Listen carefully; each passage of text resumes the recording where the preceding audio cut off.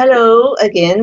This is the Hangout number 8. You thought that the last one, number 7, was the last one, but actually we have another one which is not the live one, but we will try to give you some feedback on the activity 5 and 6 in Unit 3. So this work was done as usual in a team. So although Stephanie and Berit are not with me today on the screen, their work had been reflected in this. So let us start with the work. All right.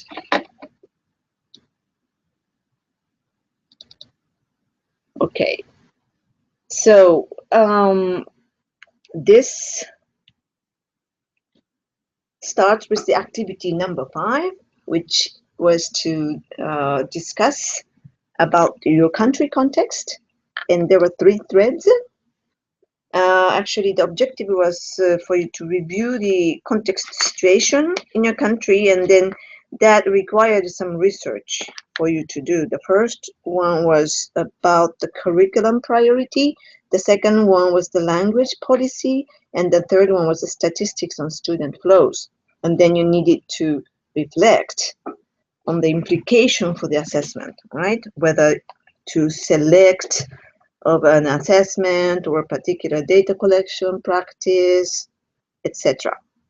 So the thread 1 was about the non-cognitive skills and how to assess these skills.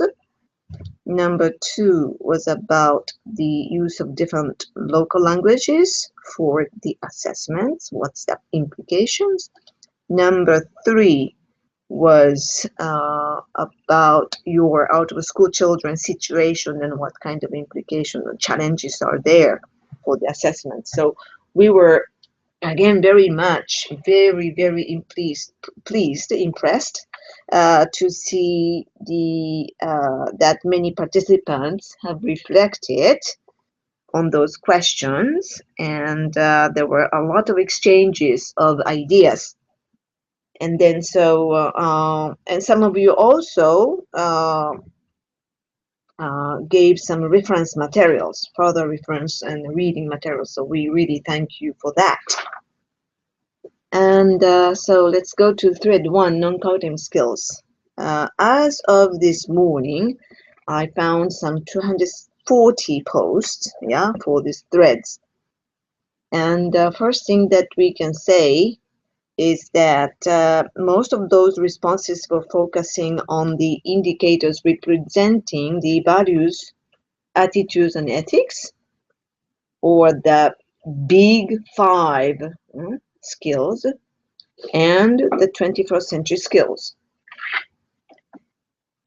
But then there was not much discussion on how to assess these skills and for what purpose. And this is actually probably related to the fact that not a lot of countries have these kinds of assessment. And the different kinds of issues were discussed, and one of them was about how national priorities are aligned with the international recommendations, and then also the alignment between the priorities and teaching, and the teaching and the assessment. So there are 4 different issues. So alignment, it's not just about the national priorities, but then also whether the priorities was reflected in teaching and also in the assessment. Some of you mentioned the surveys and observations as the way to measure these skills, and then that could be really relevant, but that goes beyond what we usually and traditionally mean by assessment. Usually in the large-scale assessment, we have very limited capacity to measure things. But then you saw that the other day in the Hangouts that OECD is actually doing, starting to measure the 21st century skills. One of the C's that's identified within 21st century skills. So there is a some tendencies, some of the new things that are coming, but we are still at the beginning stage. All right. So we go to this thread 2. It's about the language for assessments. And thread 2 had the highest number of posts. And then as of this morning, we had about 250 posts. And yeah, thank you very much for quantitative and qualitative information that you have put about the different uses of the different local language, etc., in your countries. The first thing that we noticed was that there are many ways of referring to the local language. It's not just the local language, but that could be called regional language, ethnic language, mother tongue language, the minority language, sometimes indigenous language, right? Or the tribe language. And the national language could be the official language, and sometimes they're different languages, and only one of them, or sometimes none of those two languages, national or official, was the curriculum language. So that complicates things. So there are various issues that are rooted in the history of each country. That's something we noticed. Secondly, many of you have commented on the language policy, but there seem to have two major trends. Number one is the fact that the language policy on using the mother tongue, yeah, which is one of the trends in many countries, especially during the younger period. That means that the earlier ages. And then second is the language policy on introducing the one national language, right? And but then responses also varied in terms of whether this policy was on teaching or on assessment. And some of you also cautioned that the policy may exist, but it may not be practiced in teaching, and especially not on assessment. When using local language or mother tongue, it may require testing individually, one by one, as done in the EGRA and the EGMA. And this is to increase the internal validity, means that to measure what needs to be measured for that person, and if that person is using the foreign language or not the mother tongue, then we may be actually measuring the language skill rather than the content itself. So the reason for those EGRA and EGMA studies is to increase the internal validity. But the consequence would be that the data collection could be costly, because you have to measure, you have to collect the data one by one. And then in addition, there may be a challenge in terms of the comparison across languages, comparison of the assessment data, the learning data across language. So that's a problem of external validity, right? That some of you mentioned that. Most studies choose the grade or the age that is not the immediate timing of the switch of the languages, meaning that at least a few years after the timing of the switch, in order to obtain the more stable assessment data, that's more recommended. All right, so that was thread 2. And thread 3 is about the out-of-school statistics in your country. And we had, well, actually the smallest number of posts, just below 90 as of this morning. And many of you used the UNICEF and the UIS reports as the reference. Some of you also used the national statistics reports. The out-of-school statistics discussed by participants also varied, almost none all the way to 60% or something like that. Some of you mentioned that there were not at all, no credible data available. Usually sometimes only for the primary level available, and then not for the secondary level, for example. This also included the non-availability of data on students who are outside of the official age group, not only those who are out of the school, but then those who are in certain grades, but their ages are usually older than the official age group. And then for the data on out-of-school students, some of you also mentioned that population data are not on specific ages. All right, not specific ages, but on the group of ages. Now, so if countries have no detailed data on student flows, the issue is not about this assessment, but the issue is probably about the fact that the education planning and management, the first priority is to have a reliable school census and EGMA system in order to be able to analyze the student flows, first of all. And then in order to interpret any assessment results, at least you need to know how much you're excluding from the study population. So that's the number one priority, to have and stabilize your school census and EMIS system first.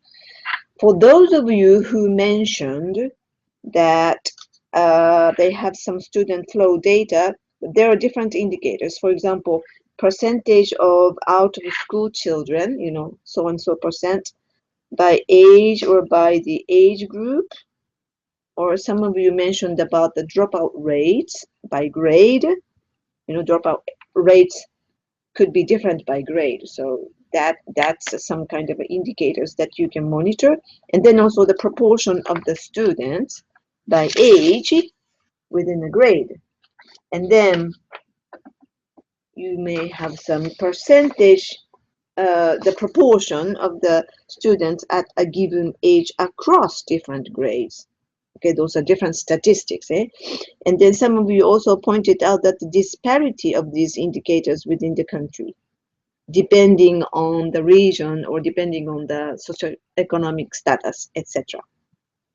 Now, if the percentage of out-of-school children is very high, then you suggested that maybe separate assessment should be organized, and then having the statistics on student flow available would allow the possibility of identifying which grade is the most critical stage in order to investigate reason for dropouts. For example, if the dropout starts in grade 5, then maybe grade 4 or grade 5 would be the critical time to do the assessment. So having that kind of statistics is going to be very useful. Then having the different ages within a grade could mean that the assessment result at a certain grade show the learning achievement with different maturation level, right? Sometimes this could be one of the reasons for the variation in the assessment data, in the scores. Then finally, students of a given age, having students of a given age in different grades, like 15 years old in different grades or different cycle, may cause a complexity at the time of sampling when you take the sample, because you have to go to different schools, you have to go to different areas, grades, different cycles. So that complicates the technical side of it. Okay, so that's the activity 5. Now we go into activity 6 now, which is to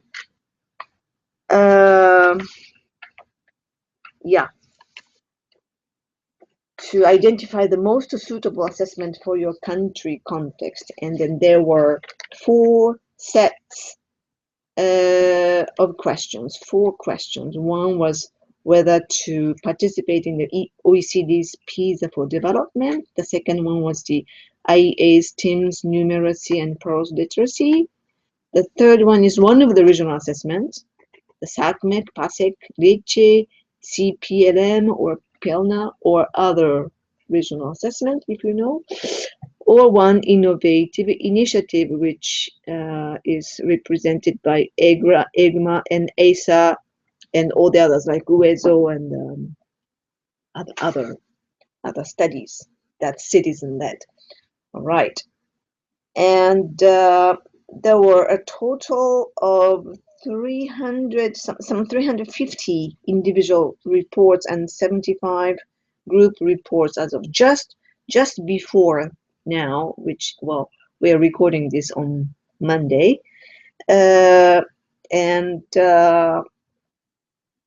What we thought was that most of the reports presented only the advantages and the challenges or the disadvantages of large-scale assessment program. That's usually written somewhere and then, you know, made a very nice table, but not really in connection to the national context. Yeah. So what we are going to do is to post some of the interesting ones that includes also the contextual information for the country, and then that is a justification for choosing some of those studies, and we're going to post those interesting ones.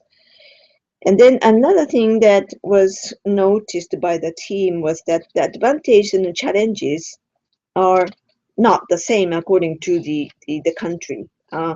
The same item, for example, PISA for development, the fact that PISA for development is using the non-school curriculum-based test framework, that could be an advantage for those countries that have the priority of, you know, having the curriculum more forward-looking for the future, but it could be a challenge for those countries that are still trying to develop the first kinds of assessment, right? Like the examination and or the national assessment, where they should be testing against the curriculum. So the same kind of fact could become an advantage for some country, but then that could be a disadvantage for other countries. Now, what we have here is a kind of the kind of the list that you have given us. There are benefits and challenges for PISA for development. We all know from the reading there are lots of benefits. I think at this time it's very interesting to go through the challenges, because benefits are usually written, but then what you thought the challenges. You see here, first of all, it says not based on curriculum. That could be a disadvantage. And emerging economies with so many zero scores, that's an interesting point, because in the past, emerging economies that have participated in the regular PISA sometimes end up with so many zero scores, and then the achievement test results were not usable. You know, they were not able to use anything from that. And another challenge that was pointed out was that the cost was very expensive. And another one was the problem around the language, was also highlighted. And the PISA recommends testing students in the language they're taught in, but in many of the developing countries, their mother tongue is the language of instruction. So that could be a disadvantage. And then finally, accessing part of the target population, especially those who are out of the school system, may be a challenge. Now, that fact is considered as the advantage for those countries who are interested in testing the out-of-school students. All right.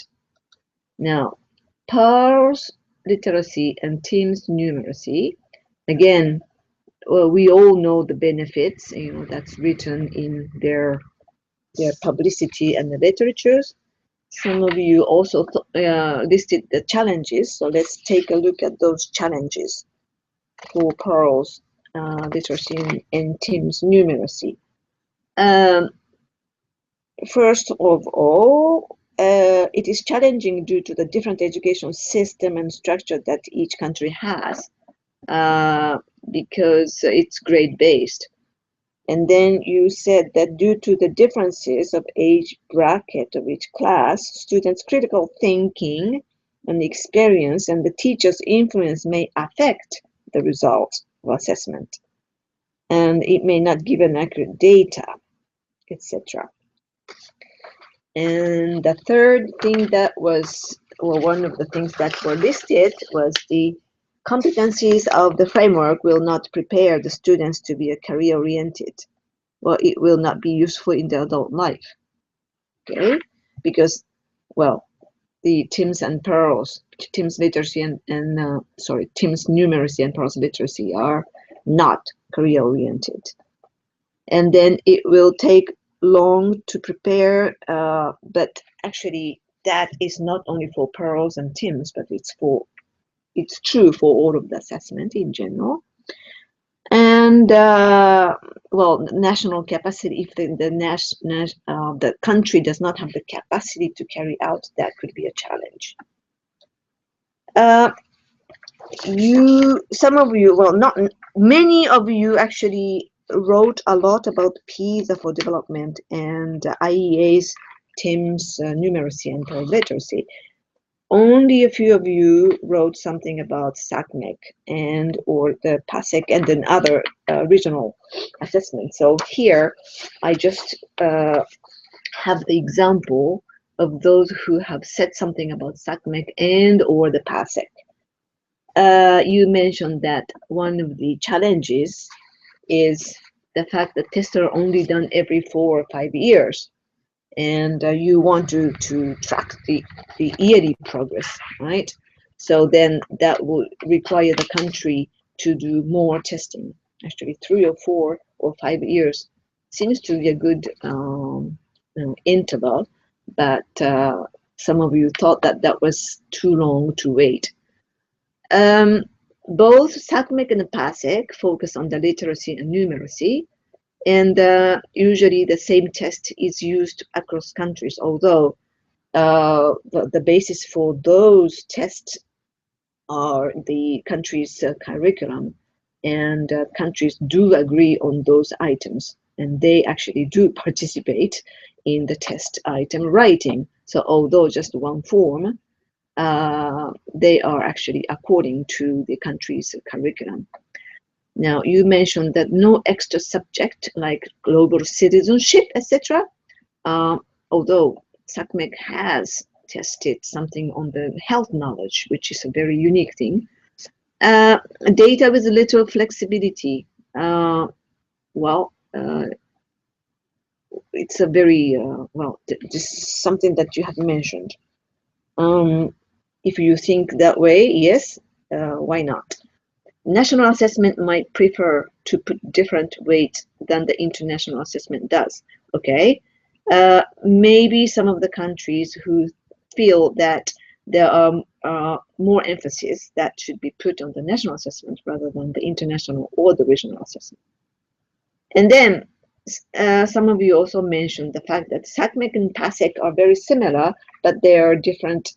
They're using different languages, and therefore that may not be comparable, although there have been some efforts to come, closer to each other.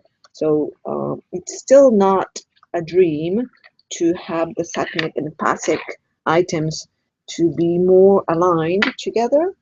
And yeah, so the comparison could be possible one of these days. But then today, yeah, that could be still a challenge. And quite a lot of you wrote something on the EGMA and EGRA. Yeah, the challenge, of course, it's not designed to compare across countries, but then actually even within the country, across languages, it's a challenge. And cross-country comparison is not providing information on how to reduce disparity, right? And some of you mentioned that EGRA and EGMA is not high stakes, not tied to the curriculum. Okay, that's all right. And then not to explain the how or the why of the performance. All right, and so that and therefore the instrument does not yield sufficient information to make decisions about funding or the career opportunities or education opportunities. Okay, now those are what you have mentioned. What we also wanted to see was actually something that you have found in terms of the country context. So now I'm just coming back to the yeah, okay. The country context was only mentioned in only the selected contributions, and still we're receiving some more contributions even today.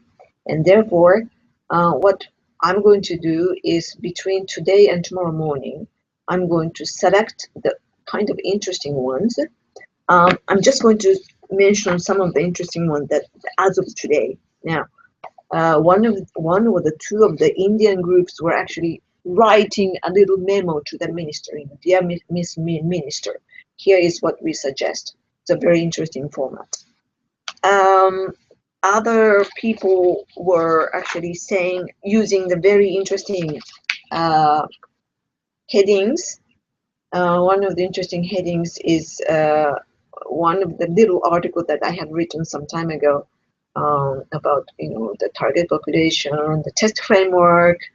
What about the ownership? What about the capacity building opportunity, etc.? Those are used systematically for all of the questions. That was interesting. And then each time there was a link between the country context and the issues for each study.